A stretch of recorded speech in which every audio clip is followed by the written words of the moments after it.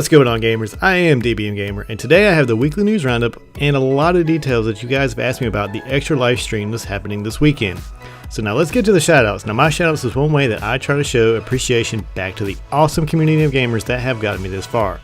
So now I want to give shoutouts to Michael Victor, Anthony Wayna, Unleashed Reaper, Crimson Blade, and Dyron Wilkie and Orkchop for also following me on Twitter.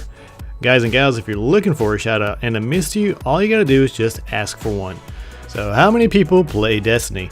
Well, at the moment there are 25 million registered users for it. That's 5 million more than what we had in May. Now to add to it, the active accounts average about 3 hours a day.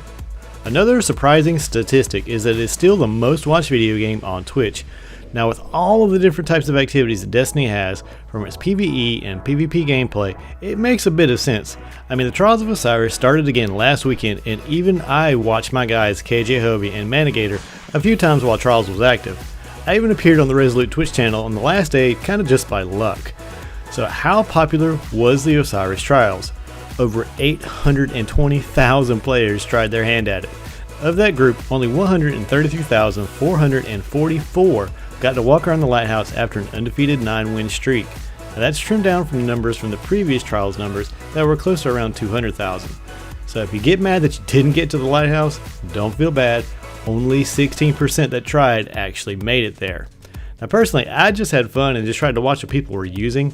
Now I saw a lot of 1,000-yard stares and the Omelon Irie RR4 sniper that had luck in the chamber.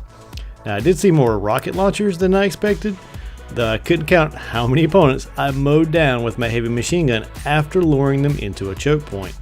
So something to be aware of is that some changes will be coming to some of the subclasses, Sunbreakers. There's maybe some changes coming to your favorite classes.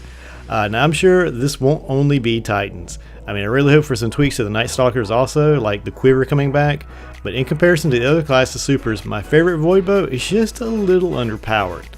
Now another overdue change is the weapon parts famine of 2015. There's sort of a workaround for it. If you can blow through the Prison of Elders, since the guns that it drops were not affected by the patch, there should be an easier solution, and now there will be one. The Cryptarch sells engrams, Ares sells Hadian Flakes and other Hy-Vee things, Banshee 44 should be allowed to sell gunsmithing parts. Well, that's exactly what's going to happen. Going forward, you will be able to buy parts from him. All I gotta say is that my Dead Orbit Warlock thanks you. Speaking of Eris, she is about to do something with all of that worm spore that we've been accumulating from the Dreadnought. They're even about to unveil what the plans were for people who still have Etheric Light. Now I kept a few pieces just to see what the plan for them was going to be. Now I know a lot of people are fans of Fallout, so check this out. Fallout 4's gunplay is modeled after how it feels in Destiny. Bungie really nailed the gunplay, and Bethesda wants that same feel for its new Fallout title. So if you happen to pick Fallout 4 up, tell me how they compare, I'm curious to know. Speaking of guns, both the Lost Delight and the Paradox daily missions came down this week, so if you're hunting the Black Spindle or the No Time to Explain, this was your week. The Spindle is something I think everyone should have since it's one of the highest DPS weapons in the game. Even though it empties its reserve now, it's still pretty useful.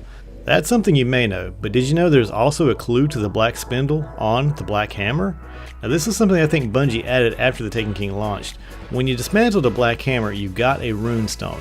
Now I looked at this when the DLC first started and it showed no image for me. When the first Lost Delight mission became available, you got to see this image when looking at the hammer's runestone. If you have ever tried to get a Spindle, this image will make perfect sense to you.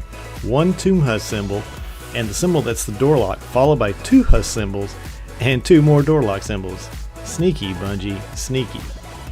Now for something that is near and dear to my heart, the Extra Life campaign. Now the whole thing will kick off Saturday at 8 AM Central Time with Versus the Stream, followed by my clanmates True Vanguard, a Resolute Block, and Mesa Sean. Even my friends at the Aim Assist podcast and the girls at the Sweet Scope podcast will be there. Now we're talking Tattoo Does Destiny, Cheriana, even the guys at Planet Destiny. A nice 2-hour block of triple rec? Come on.